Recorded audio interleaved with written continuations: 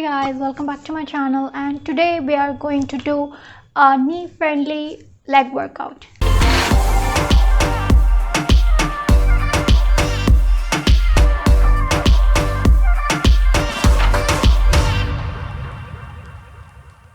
It's going to be a low impact, no jumping leg workout. Just because you're suffering from some kind of knee pain, knee injury, that doesn't mean you have to stop doing your legs altogether.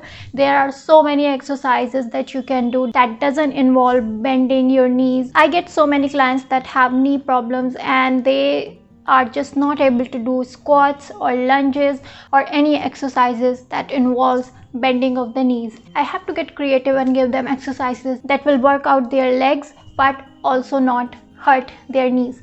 Now, if you have serious knee injury or if you're suffering from some major pain, make sure you go see a doctor, make sure you go see a physiotherapist, because these exercises are just for strengthening your legs and not for your knees. So after your doctor or your physiotherapist clears you up to do these exercises, then you do it, because I'm not a doctor as much as I would like to be.